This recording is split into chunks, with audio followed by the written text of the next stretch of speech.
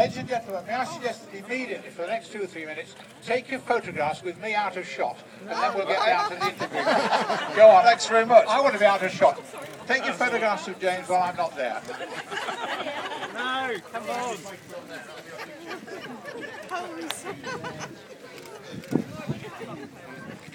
James Martin, of course, is much more experienced at running his own show and can talk the back legs off a donkey and all that stuff. Come and talk to me about minis then. All right, come on, let's go and sit down. So, ladies and gentlemen, we start with a big round of applause for a man who's rescued one of the famous works minis, James Martin. Thank you very much.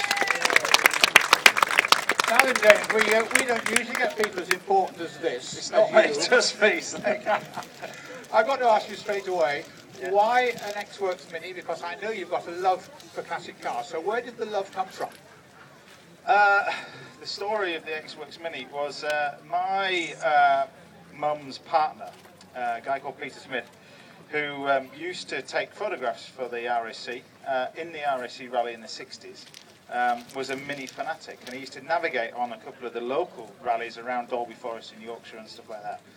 My only first... He's either well briefed or he doesn't know what he's talking about. Yeah, my first real idea of a Mini was actually prizing it out with a, you know, like you put the fences together, the field stakes, the 6-foot wooden stake posts.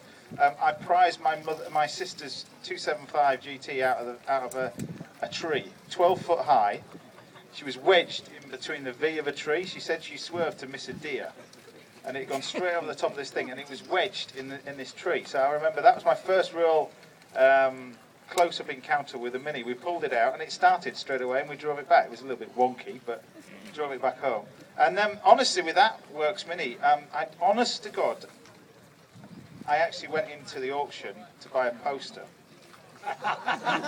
Honest, didn't go in. I didn't actually know that there was these two cars for sale. You've been telling me you bought it with pocket money next. No, it's a lot of bloody omelettes, but it's. I went in there for a poster, and the poster was too expensive. It was £2,000. And I was sat on this seat, and I was flicking through the brochure, looking. And I went, "It's two Works Minis." So I had to go on the first one, and the first one's over there. It was an old rusty thing, no seats in it, no engine in it. And I thought, why the hell am I going up to this price for this other car? There was two of us bidding for it, and the other guy bought it. It was a telephone bid, and the next lot was that 8EMO, and I went, I'm having it. But did you even know the history of that No, car? Very quickly I found out about it by reading it really fast, but I didn't know nothing about it. Okay, And then it wasn't until that night when I bought it, and we were at dinner at Goodwood, a lot of people came up to me, Mr. Longman, Mr. Dave Boswell, and said, do you really know what you bought? I went, no. He said, you bought an amazing car. And I went, right, fill me in. And I just remember there was all this party going on. There was all like... Is this a good story, or is it all the truth? Honest to God, this is the truth. There was like Will Young and all these pop singers singing at this big concert and everything else. And I was sat there with this table talking to these guys and Dave Boswell about where the car and Dave and Gilbert, you know, and I just thought who did an amazing job. He had 3 cars, and I've become friends with Natalie as well. Had, you know, his daughter over the years, and it's just I'm learning more and more about it. So. But was this the first factory-type rally car you ever bought? No, I had a. So there is disease in you somewhere. There is. I bought, obviously, it's been well documented that I bought that Maserati A6 GCS monoposto thing that I did the million. That was a works car. It was raced by Fangio and Ascari in the 1949 and 50. Name dropping.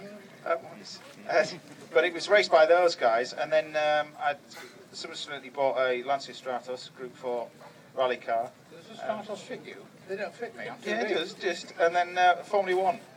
And I bought 2 Formula 1 cars after Saturday Kitchen one day. Okay. I know it. Seriously, 10 minutes before this live show, people think, I bet you're checking the recipes and talking to the chefs. I'm not. I'm in the dressing room on the internet, bidding for cars. And I bought 3 cars by doing Saturday Kitchen so far. And yeah. Okay, so how often do you get to enjoy driving these cars? I mean, Formula 1 cars you can't drive often by definition. No, you can't drive. How often do you get the I chance drive to that a drive lot. it? I go to the shops in it. I go get the paper, and it's a fantastic car. That car, and it's I mean, Mr. Gilbert, who was the previous owner, and Dave Boswell, who's done work on it since, just done an amazing job. You know, you get in it, and it's the only one of my car collection that you get in it, and it's fire it up, push the button, it starts, bang, straight away. The reason I'm looking around is I'm wondering if Paddy Hopkirk's probably not here yet. But Paddy He'll be in the was bar, due- for God's well, sake, if I Paddy know was him. due to be here. And of course, you said when you bought the car you didn't really know Paddy had driven it when it was new. Well, I didn't, but then I got chatting to this guy. There was another old bloke that I was chatting to that was who was the guy that used to race with Paddy Hopkirk? Very famous one. John Rhodes? No, famous. Oh, okay. Hello, John. Sorry you're not famous. Hey? Hackerden? Right, Matey, what's his name? I'm sorry, James, you've lost me. Who here. won the 66 Monte Carlo Rally? Oh, that was Timo Mäkinen. Yeah, well, Mäkinen, him. Timo, yeah. Yes, Okay. him. I was chatting to him at the bar, As you do. as you do, and then this is my mum's partner came across and went, "Do you realise who you're talking to?" I went, "No, it's just this guy who likes minis." And that was I've very, very quickly learned a lot about minis over the I was past going to say, year. at this moment, it was a good thing to do business with you because you knew sod all about it. Exactly. But it didn't take long to change. No, it did take long to do. And I have to say, out of all the cars that I've ever owned and the cars in the collection, the Mini is the most amount of work, the most telephone calls, but the best fun. Because I did a thing the other day, an interview about the Mini. I asked, well, what's so special about it? It just makes everybody smile. You know what I mean? They're just magic things. Whether it's a works one, whether it's a normal one, they're just brilliant. Now, I promised not to talk about omelettes and pesto sauce today, but what I want to know is how can a famous chef like you become a motor car fanatic? There must be some sort of link.